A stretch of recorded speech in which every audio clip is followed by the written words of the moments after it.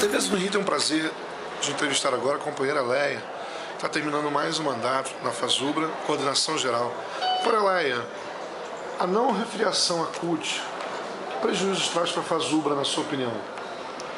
Olha, a relação com a FASUBRA, da FASUBRA com a CUT, continua muito próxima.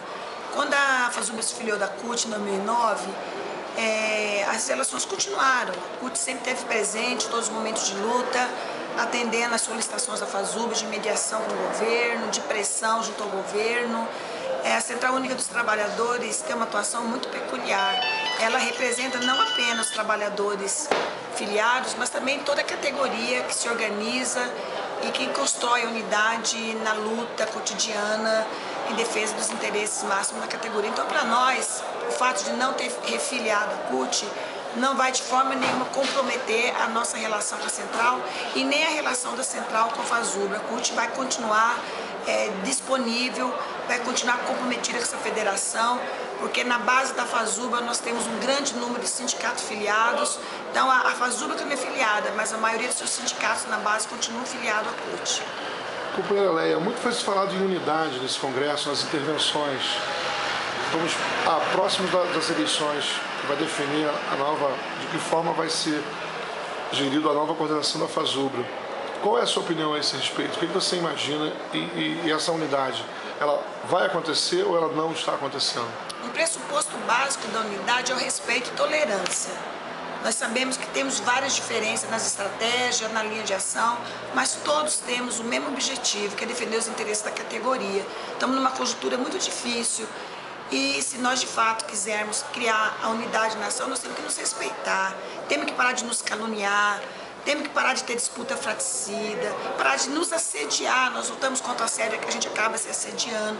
Então, do campo cutista, independente do resultado das eleições, sendo minoria ou sendo maioria, nós vamos nos esforçar para exercitar entre nós, acima de tudo, a tolerância e a solidariedade de classe. Eu acho que isso é possível.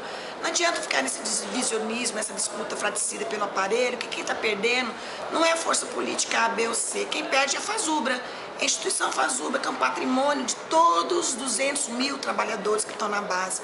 Então eu aclamo a todos agora, vamos dar um tempo, vamos fazer um pacto, vamos parar com essa disputa fratricida, vamos nos reunir, vamos ver o que nós podemos fazer juntos para evitar que a categoria continue sendo derrotada.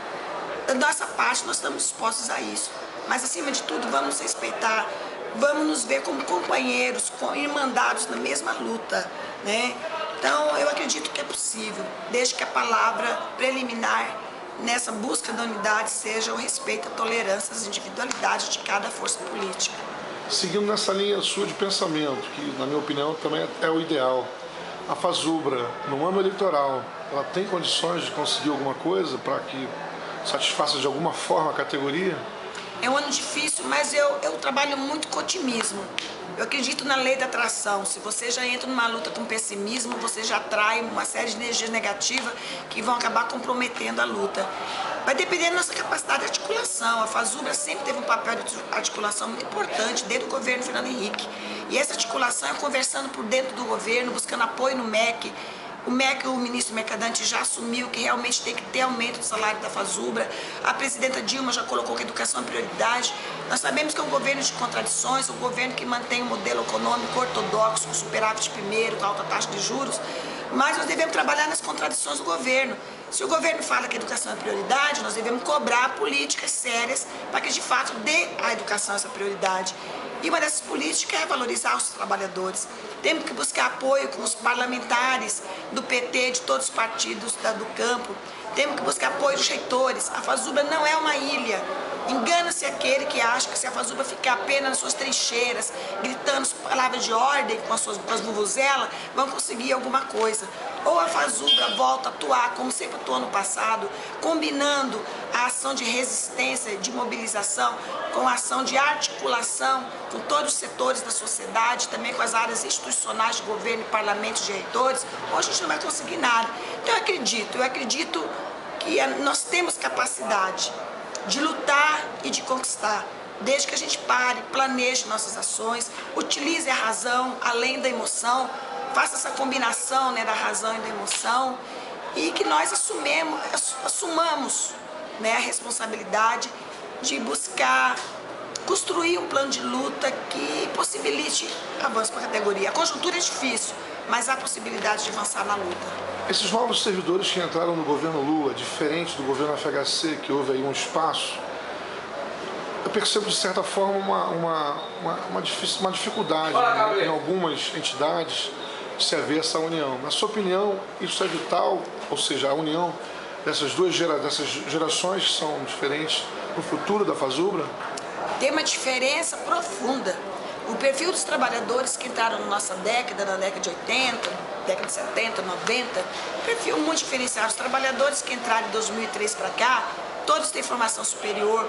É a juventude que já entrou olhando as outras oportunidades. É uma juventude que entrou com outros conceitos, com outra cultura, não conhece a nossa luta pela democracia da universidade, não conhece a nossa luta pela democratização do país, pela conquista da carreira.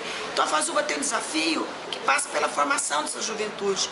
Primeiro mostrando nossa história, para que a gente consiga criar uma ponte de transição, combinando a experiência daqueles que construíram a luta com a energia da juventude. Esse é o desafio. Não temos aqui que criar uma lacuna entre jovens e experientes, porque a FASUBRA é o conjunto dessa experiência com a energia dessa juventude. Isso é possível, mas primeiro nós temos que nos reconhecer diferentes.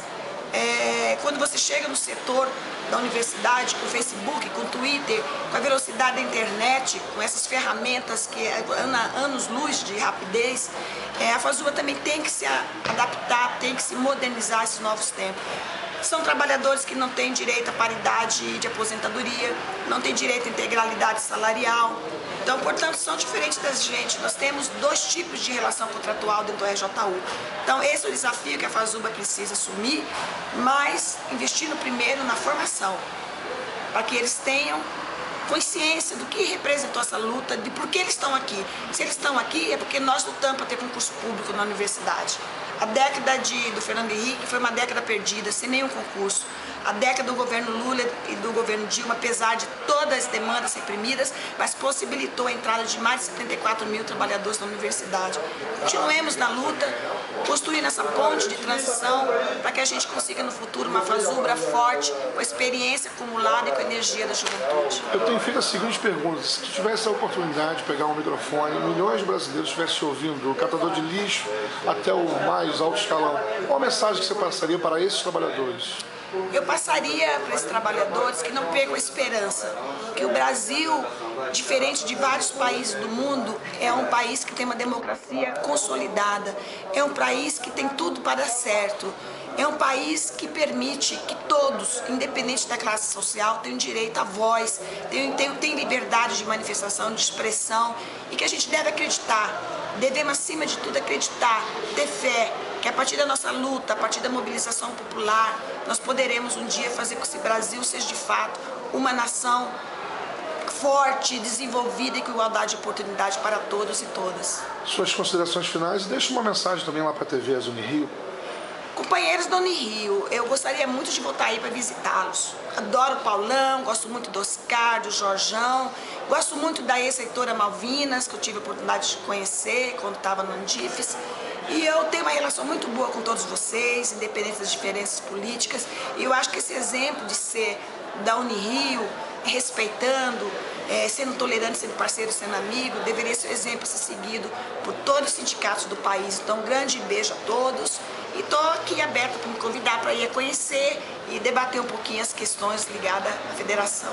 Obrigado, Léia, e obrigado também pela essa sua luta aí, a sua história. Obrigada.